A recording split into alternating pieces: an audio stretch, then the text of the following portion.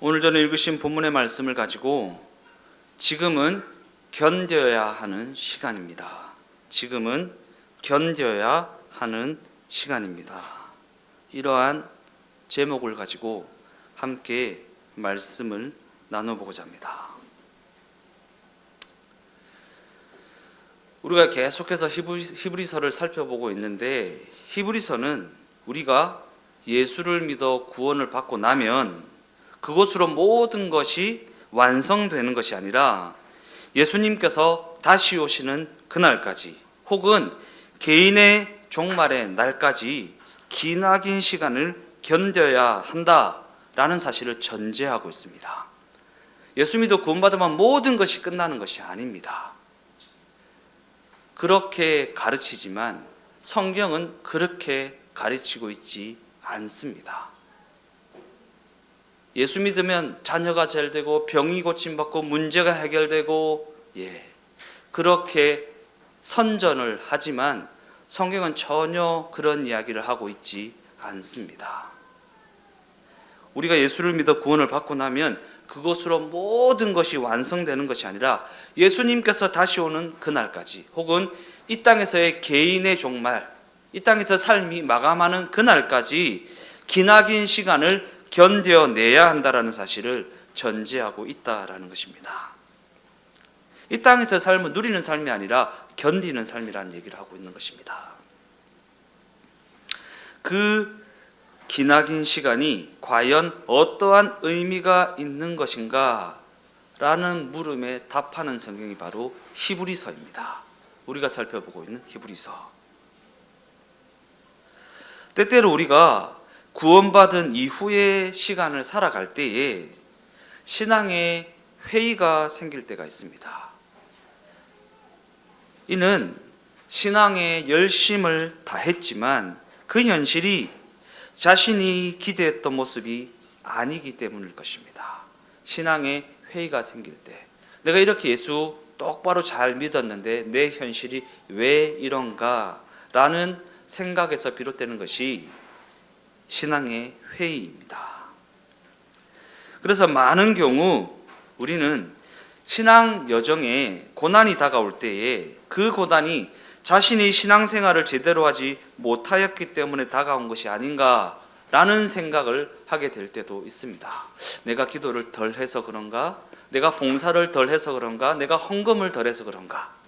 왜 이렇지? 왜 내가 예수 믿는데 현실이 이렇게 어렵지? 고난이지? 문제가 자꾸 다가오는 것이지? 라고 말입니다. 그러나 히브리서는 우리가 구원을 얻게 되면 그 즉시 문제가 해결되거나 그 즉시 병고침을 받거나 그 즉시 천국에 이르는 것이 아니라고 말합니다. 그 즉시. 히브리서는 이 땅에서 삶을 마감하는 그날까지, 혹은 예수님이 다시 오시는 그날까지 예수를 대적하는 이 환경 속에서 우리가 살아내고 견뎌내야 한다라는 이야기를 하고 있습니다. 별로 안 듣고 싶은 얘기입니다. 그러니까 교회에서 안 가르칩니다. 기독교 신앙이 무엇을 이야기하고 있는지를 속입니다. 감춥니다.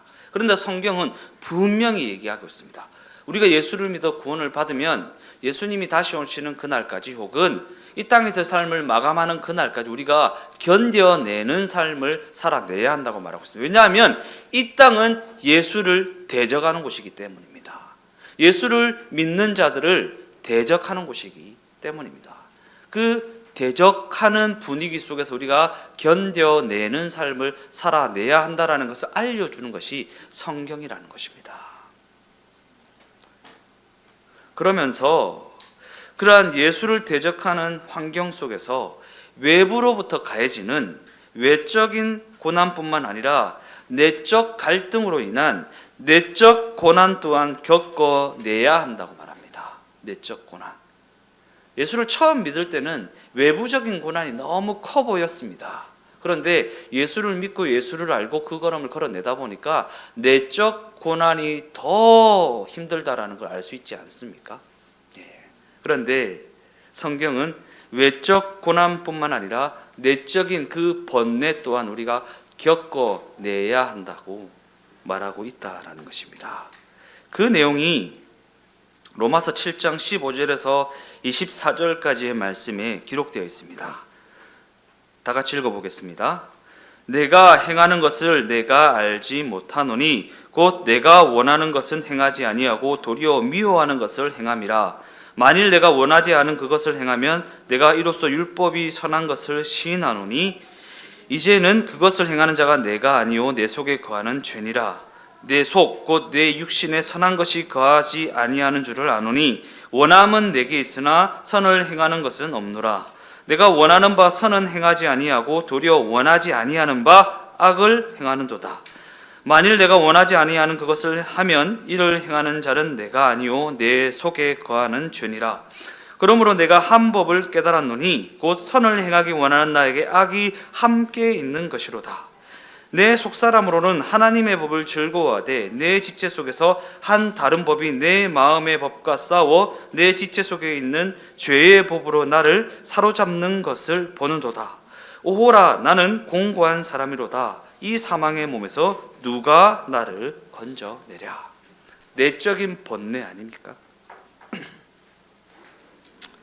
그리고 이 고백은 우리 인류가 그 인생 여정 내내 내지른 비명의 내용을 담고 있습니다.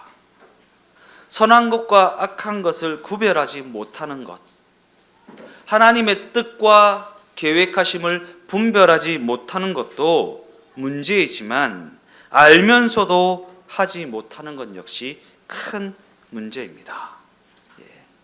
우리가 하나님의 뜻을 분별하지 못하는 것도 큰 문제이지만 그 뜻을 분별하여 알았음에도 불구하고 그 뜻에 내 걸음을 맞추지 못하는 것 또한 큰 문제입니다. 위대한 사도 바울도 이러한 고백을 하고 있지 않습니까? 더욱 놀라게 하는 지점은 우리가 구원을 받고 난 후에도 이와 같은 비명이 그 인생에서 사라지지 않는다라는 사실이었습니다. 예수를 믿어 구원받아 하나님의 백성이 되었음에도 불구하고 사도 바울이 내지른 이 비명이 우리의 인생에서 사라지지 않는다라는 것입니다. 그래서 24절에 오호라 나는 공고한 사람이로다. 이 사망의 몸에서 누가 나를 건져내랴. 왜 나는 죄만 짓는 것인가? 제가 늘 얘기하죠. 이 죄는 윤리 도덕적 죄가 아니라고, 하나님 없음이라는 인생을 말하는 것이라고. 왜 하나님의 다스림을 무시한 채 살아가는 것인가? 선을 행하는 것은 어쩌다 한두 번이고 하나님의 뜻에 따라 내 걸음을 맞추어 나가는 것은 어쩌다 한두 번이고 못난 짓을 안 하려고는 하는데 왜 자꾸 그렇게 못난 짓을 하게 되는 것인가? 라는 비명이 연속되어진다라는 것입니다. 이처럼 우리는 예수 믿어 구원을 받았음에도 불구하고 이전과 전혀 달라 보이지 않는 현실을 살아가고 있다라는 것입니다. 그런데 그 다음 구절이 이렇게 이어지고 있습니다. 25절 말씀입니다. 우리 주 예수 그리스도로 말미암아 하나님께 감사하리로다. 그런즉 내 자신이 마음으로는 하나님의 법을 육신으로는 죄의 법을 섬기노라.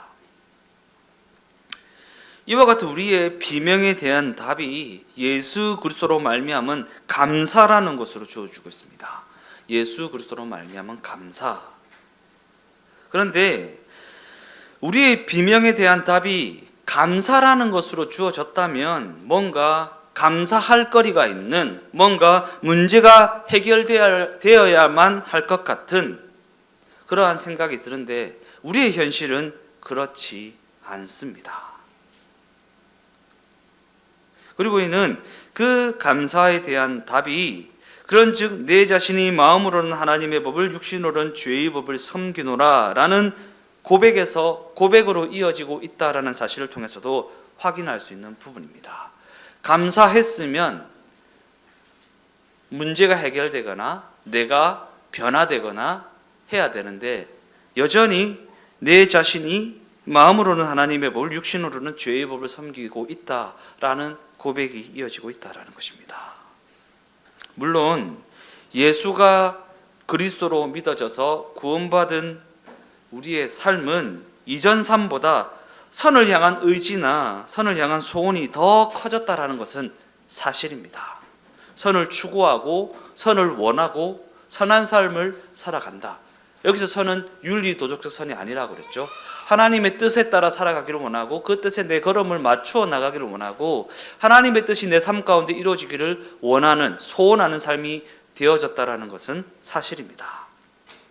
그러나 신자답게 살겠다고 하는 의욕과 의지가 커진 만큼 죄의 힘 역시, 하나님 없이 살고자 하는 그 유혹 역시 더욱 강화되어서 우리가 지르는 그 비병이 이전보다 더 처절해졌다라는 사실 또한 우리가 직면하게 된 현실이라는 것입니다. 히브리서는 이와 같은 난제에 대한 해답을 새 언약을 소개하는 것으로 제시하고 있습니다. 새 언약. 옛 언약은 효력이 없으므로 내가 너희와 새로운 언약을 맺고 그 언약을 너희 마음에 두어 너희를 향한 내 목적을 반드시 성취하고야 말 것이다. 옛 언약, 율법, 인과 율, 지키면 복, 어기면 벌이라고 하는 인과율의 다스림을 받는 옛 언약은 효력이 없어졌다. 새 언약, 그 언약을 너희의 마음에 두어 너희를 향한 내 목적을 반드시 이루고야 말겠다라는 것을 제시함으로 말미암아 이 난제에 대한 답을 하고 있다라는 것입니다.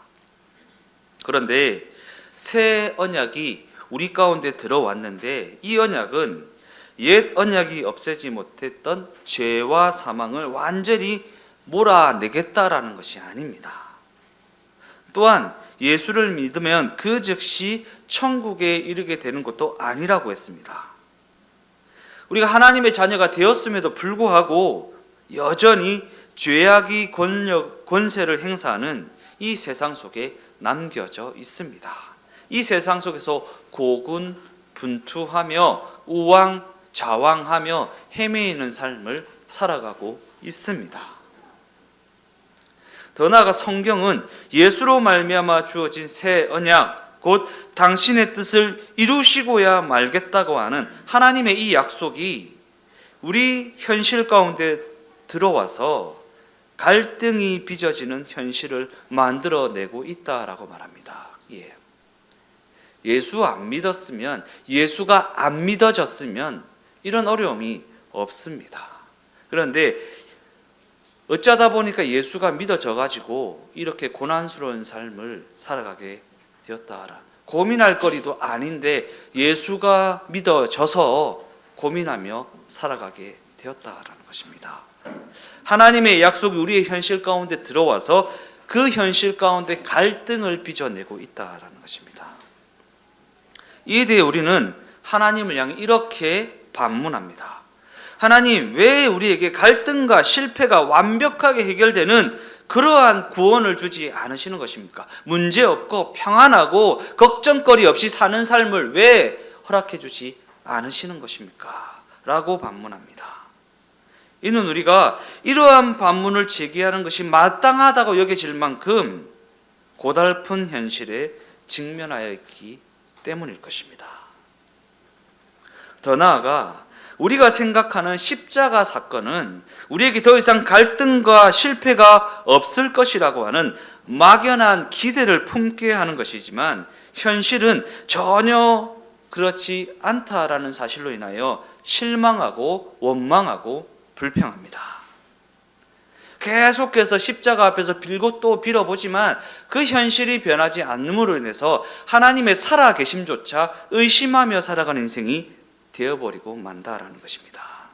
회개하고 근신하고 울며 금식하며 스스로에게 영적 학대를 가해가면서 어떻게 해서든지 그 현실을 자신이 원하는 모습으로 만들어내려고 해보지만 그 열심은 늘 실패로 돌아갑니다. 야, 저 사람한테는 허락되어지는 것 같은데 왜 나한테는 한 번도 안 허락되어지냐? 저 사람은 기도하면 딱딱 응답되는 것 같은데 나는 왜 이렇게 기도하고 이렇게 신앙생활하는데 내한테는 왜 저런 일이 일어나지 않는 것인가? 회개하고 근신하고 울며 금식하고 스스로에게 영적 학대를 가해가면서 어떻게 해서든지 그 현실을 바꿔보려고 고군분투하지만 하나님이 그렇게 일하지 않음으로 인해 원망만 쌓여간다라는 것입니다. 로마서 8장 1절에서 2절까지의 말씀입니다. 그러므로 이제 그리스도 예수 안에 있는 자에게는 결코 정죄함이 없나니 이는 그리스도 예수 안에 있는 생명의 성령의 법이 죄와 사망의 법에서 너를 해방하였습니다. 예. 완전히 우리가 핀트를 잘못 가지고 있다라는 것입니다.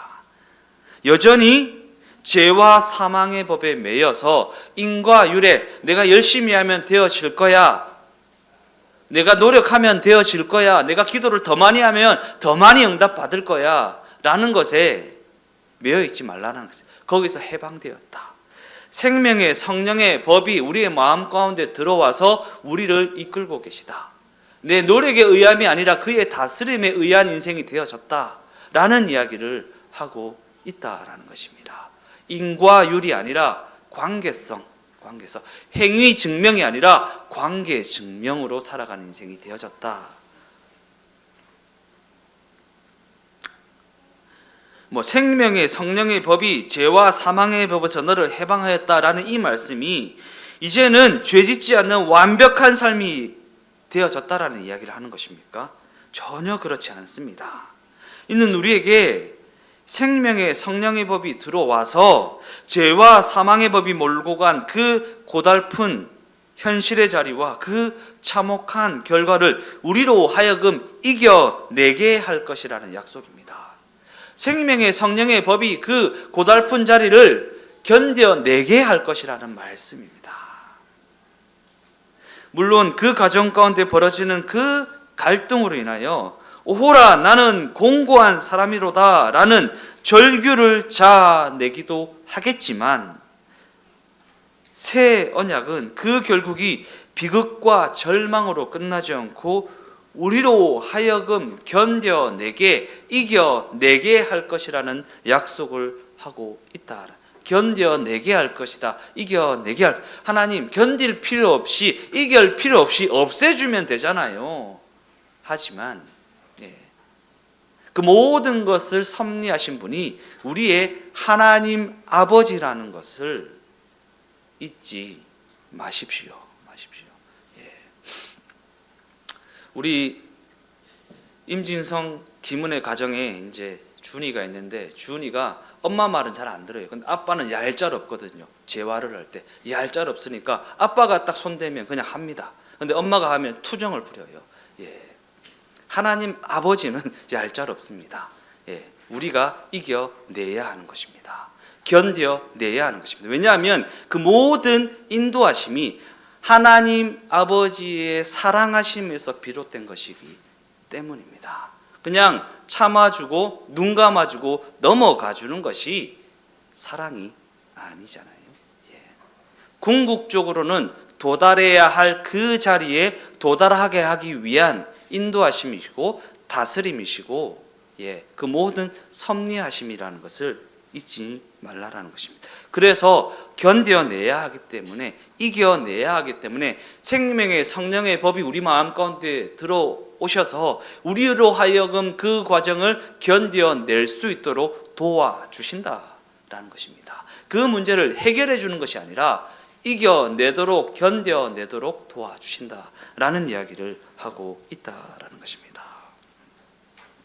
그러면서 이러한 말씀이 이어집니다. 로마서 8장 29절에서 30절까지의 말씀.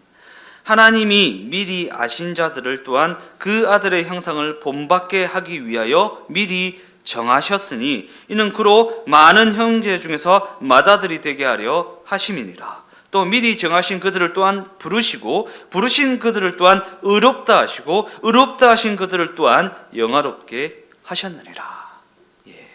하나님이 어떻게 하실 것인지 디렉션을 알려주는 것입니다. 이렇게 하실 것입니다. 부르시고 의롭다 하시고 영화롭게 하고야 말 것이다 라는 이야기를 하고 계시다라는 것입니다. 하나님의 자녀들의 승리의 영광이 예수 안에서 이미 결정되어 있는 것은 하나님이 우리를 아셨고 우리를 부르셨고 우리를 의롭다 하셨으며 우리를 영화롭게 하셨기 때문이라고 말하고 있습니다.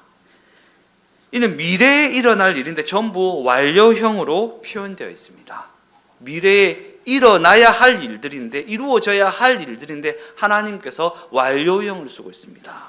이는 이러한 완료형은 오직 하나님만이 쓰실 수 있는 표현입니다. 하나님의 말씀은 반드시 이루어진다라는 공식처럼 말입니다.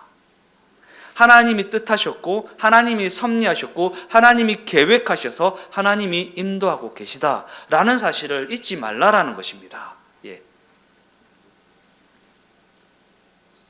이에 대해 우리는 어차피 승리하게 하실 것이라면 굳이 이런 고달픈 시간을 가지게 하실 필요가 있는 것인지 매우 의아하게 생각합니다. 하나님 이기게 하실 거잖아요. 그냥 이기게 하면 되지 왜 이런 고난의 시간을 통과하게 하시는 것입니까? 라는 식으로 말입니다. 이와 같은 관점에서 지금 우리가 직면하여 있는 이 시간은 과연 어떠한 시간입니까? 우리가 직면하여 있는 이 시간, 이리저리 헤매이고 있는 시간 아닙니까? 이리저리 헤매이며 고군분투하며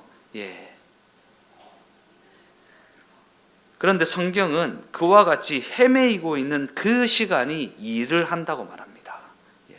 헤매이는 시간이 일을 한다. 틀리고 넘어지고 자빠지고 실수하고 명예롭지 못한 선택도 하고 때로는 부끄러운 그 자리에 이르기도 하지만 그 모든 시간들이 일을 한다라고 말합니다. 그러면서 성경은 우리에게 우리의 신앙 현실과 그 인생에서 일어나는 모든 일에 대해 겁먹지 말고 걱정하지 말고 더욱더 적극적인 이해를 가지고 더욱더 적극적인 반응을 하며 살아가라고 권하고 있습니다. 그러니까 좀 더 적극적으로 하자. 겁내지 말고 걱정하지 말고 이렇게 될까봐 걱정 저렇게 될까봐 걱정하지 말고 좀 더 적극적으로 반응하며 살아가자라고 권하고 있습니다. 무엇에 관하여까지 그리 해야 한다고 권합니까?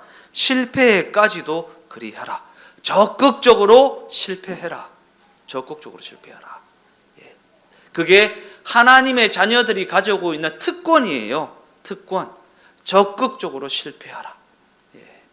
그 실패가 일을 하고 그 실패가 하나님의 뜻을 이루고 그 실패가 하나님께서 목적하신 그 자리에 우리로 하여금 이르게 한다라는 이야기를 하고 있다라는 것입니다.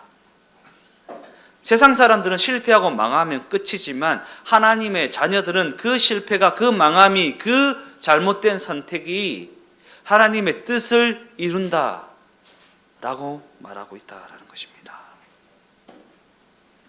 그러한 관점을 가지고 로마서 8장 31절에서 34절까지의 말씀을 읽어보겠습니다. 그런즉 이 일에 대하여 우리가 무슨 말하리요?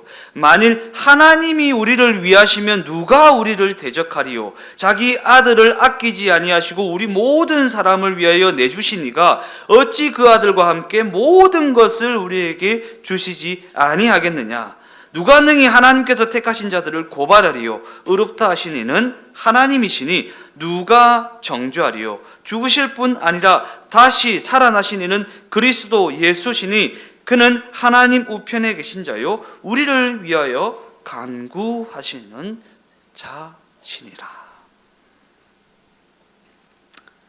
예수님은 우리를 위하여 십자가 죽음을 감당하셨을 뿐만 아니라 지금도 하늘 보좌 우편에서 그렇게 구원해낸 우리를 편들고 계신 분이라고, 자기의 목숨값으로 구원해내신 우리를 편들고 계신 분이라고 소개하고 있습니다.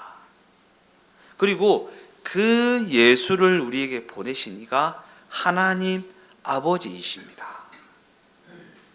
성경이 계속해서 이와 같은 이야기를 반복적으로 하고 있는 이유가 무엇입니까? 왜 이런 얘기를 계속해서 반복적으로 하고 있는 것입니까? 우리에게 이러한 격려와 이러한 위로가 필요하기 때문입니다.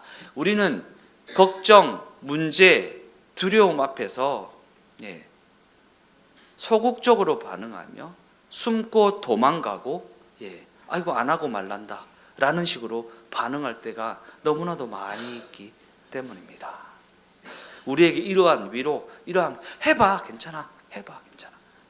자녀들에게 해봐 괜찮다, 아빠가 잡고 있다, 해봐라. 자전거 태울 때 아빠 뒤에 잡고 있다, 가봐라, 저어라. 근데 우리는 넘어질까 봐 시도조차 안 하려고 할 때가 너무나도 많이 있다라는 것입니다.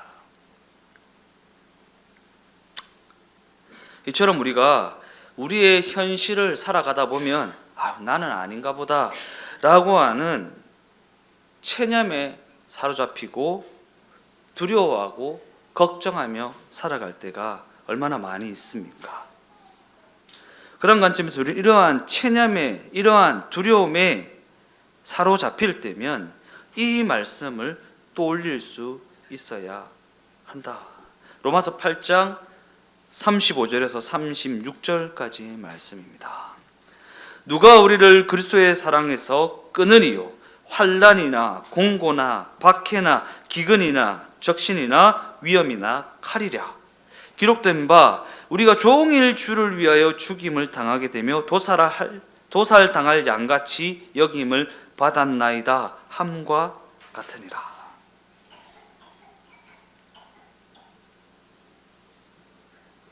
이는 우리가 직면한 현실을 살아갈 때에 도살당할 양과 같이 확 죽어버리는 것이 낫지 않을까라는 생각을 하게 되는 것이 당연하다는 말씀입니다. 이래 살 뺏어 죽는 게 낫지라는 생각을 하게 되는 것이 도살당할 양과 같이 이제 막 도살하러 들어가는 양과 같이 그런 생각을 하게 되는 것이 너무나도 당연하다라는 말씀을 하고 있는 것입니다. 하나님의 자녀가 되었음에도 불구하고 전혀 평안하지 않고 소망이 보이지 않는 그 현실은 너무나도 당연한 일이라는 것입니다.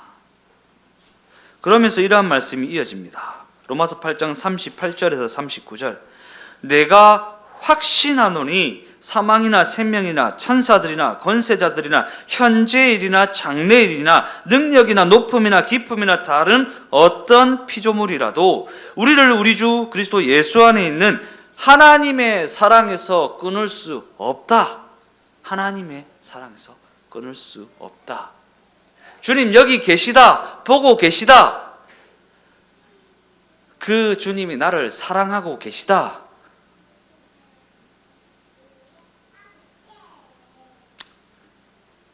과연 어떠한 자리에까지 내려가 보셨습니까?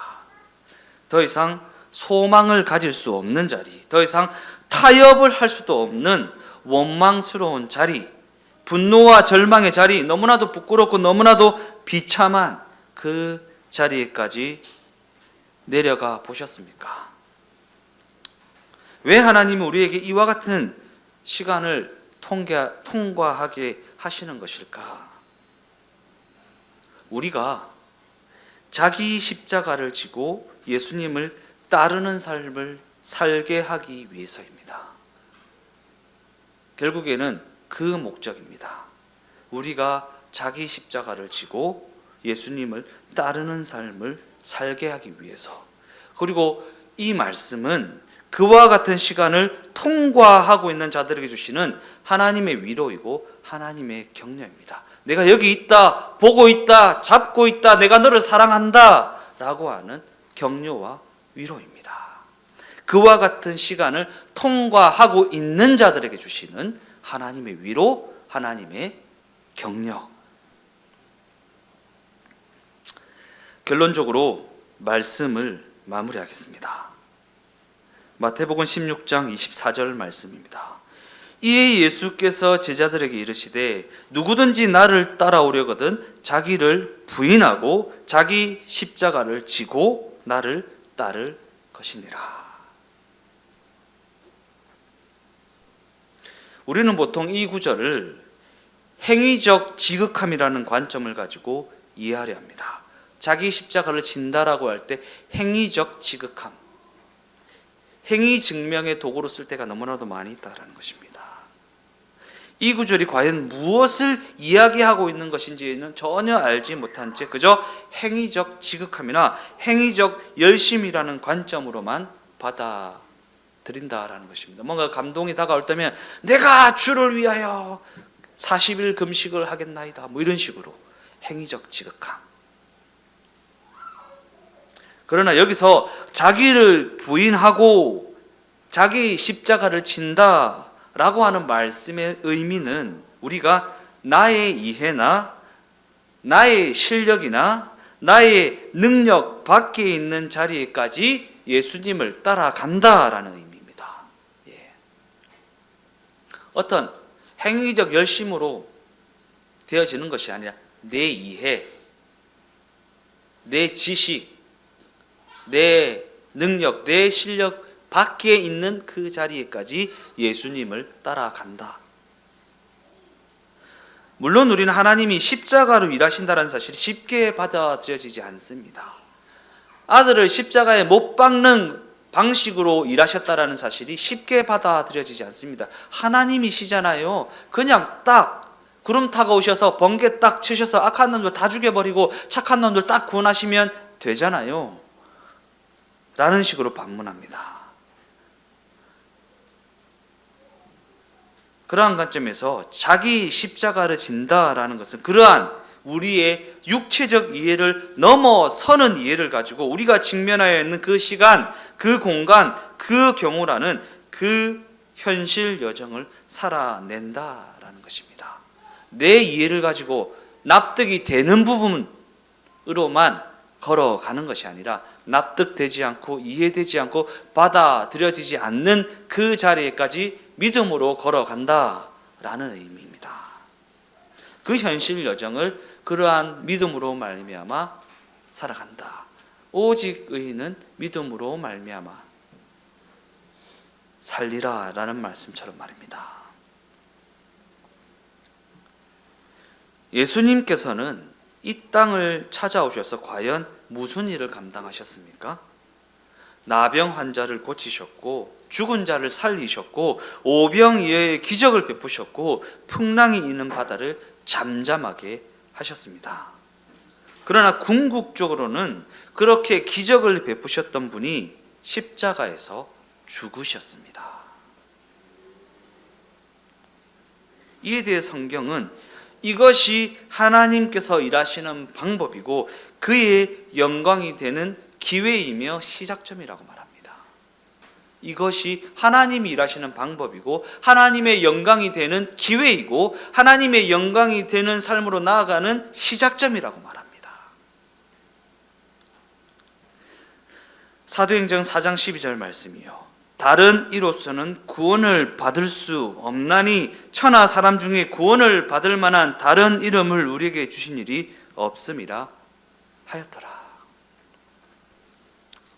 그러한 관점에서 이 말씀은 그저 배타적인 성격을 띤 말씀이 아니라 예수가 십자가를 지는 것으로 구원을 이루셨듯이 우리가 받은 그 구원은 인생 여정이라는 그 모든 여정을 지나 자기 십자가를 지는 것을 통과하여 완성에 이르게 된다라는 자기 십자가를 예수께서 십자가 지는 것으로 우리를 구원하셨듯이 우리가 받은 그 구원은 우리의 인생 여정이라는 자기 십자가를 지는 것을 통과하여서 완성되어진다라는 것입니다.